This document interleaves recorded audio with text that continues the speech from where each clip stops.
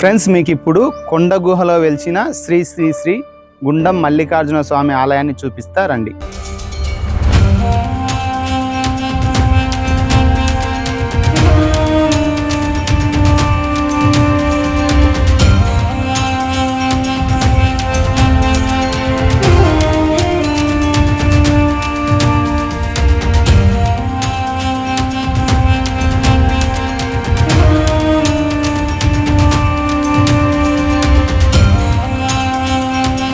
ఈ ఆలయం ఎక్కడ ఉందంటే నంద్యాల జిల్లా బనియానపల్లె మండలం పస్పల గ్రామం నుంచి 3.5 కిలోమీటర్ల దూరంలో ఉంది. ఇప్పుడు మీరు చూస్తున్నారు కదా, ఇక్కడి నుంచి మనం మట్టి రోడ్లో వెళ్ళాలి.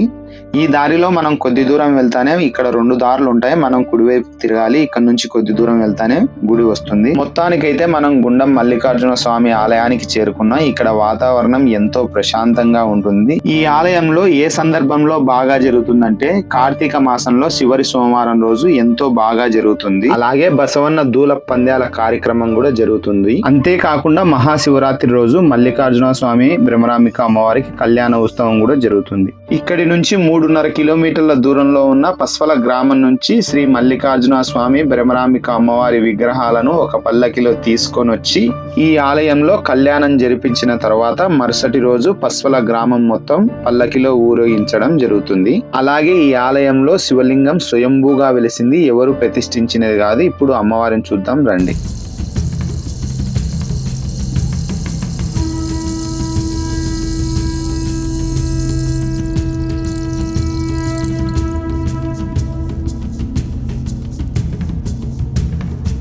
చూస్తున్నారు కదండి, అమ్మవారి ఎంత అద్భుతంగా ఉన్నారో. ఇప్పుడు మల్లికార్జున స్వామి దర్శనాన్ని చేసుకుందాం రండి. అలాగే ఈ గుడి మొత్తం ఒక కొండ కింద ఉంటుంది.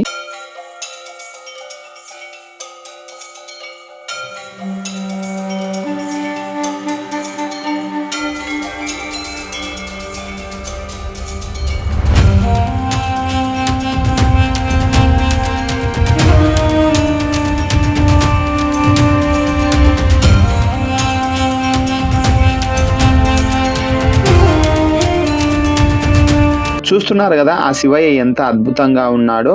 ఇప్పుడు మనం పక్కనే ఉన్న కొండ గుహలో విఘ్నేశ్వరుని, ఆంజనేయ స్వామిని దర్శించుకుందాం రండి.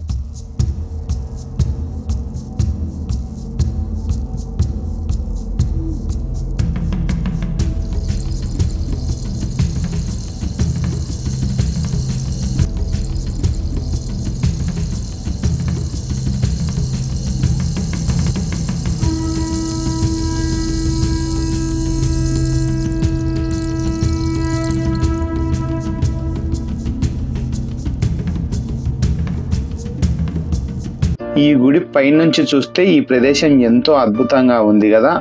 ఈ గుడిలో మీకు ప్రత్యేకమైన ప్రదేశం చూపిస్తారండి. అది చూస్తే మీరు ఆశ్చర్యపోతారు.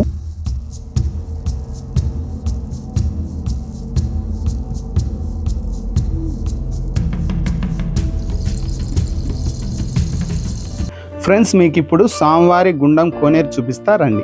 ఈ ఆలయానికి శ్రీ గుండం మల్లికార్జున స్వామి అనే పేరు ఎలా వచ్చిందంటే ఈ పక్కనే ఉన్న గుండం వలనే శ్రీ గుండం మల్లికార్జున స్వామి ఆలయం అనే పేరు వచ్చింది. అంతేకాకుండా ఈ గుండంలో సప్తఋషులు స్నానం చేసి శివుణ్ణి దర్శించుకునేవారని ఈ ఆలయ చరిత్ర చెప్తుంది. ఈ ప్రదేశం ఎంతో అద్భుతంగా ఉంది, చూడండి.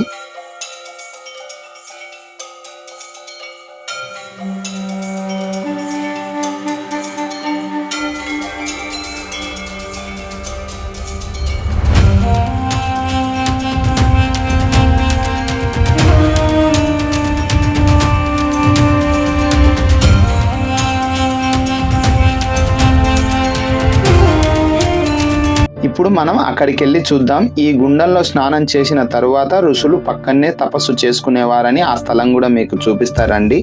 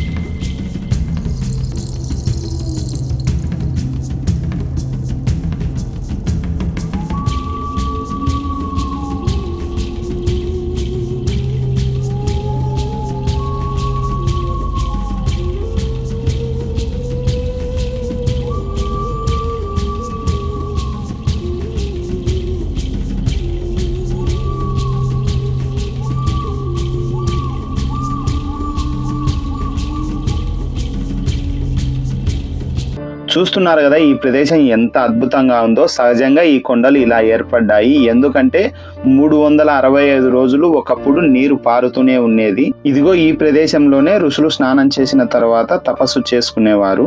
ఇప్పుడెందుకు నీరు ఇక్కడ రావడం లేదు అంటే ఇక్కడి నుంచి కొద్ది దూరంలో ఒక నీటి బుగ్గ ఉంది.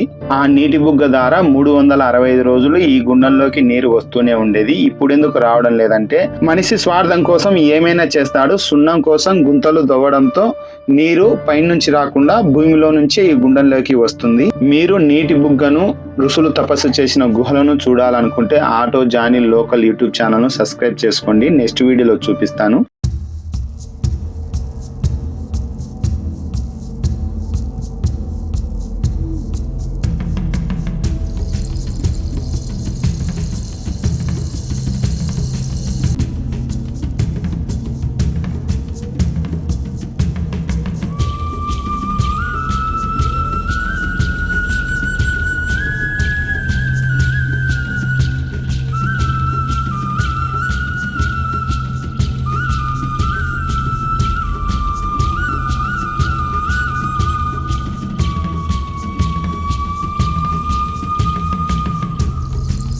చూశారు కదా ఈ క్షేత్రం ఎంత అద్భుతంగా ఉందో. ఈ ఆలయంలో మరో అద్భుతాన్ని చూపిస్తా రండి.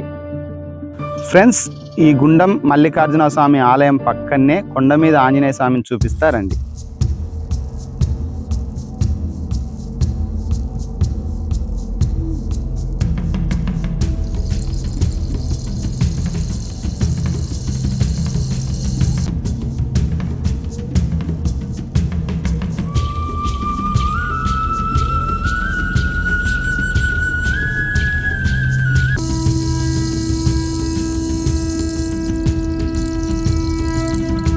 ఫ్రెండ్స్, చూశారు కదండి శ్రీ గుండం మల్లికార్జున స్వామి ఆలయం ఎంత అద్భుతంగా ఉందో. ఈ వీడియో మీకు నచ్చినట్లయితే లైక్ చేయండి, షేర్ చేయండి. ఆటో జానీ లోకల్ యూట్యూబ్ ఛానల్ను సబ్స్క్రైబ్ చేసుకోండి. ఓం నమః శివాయ.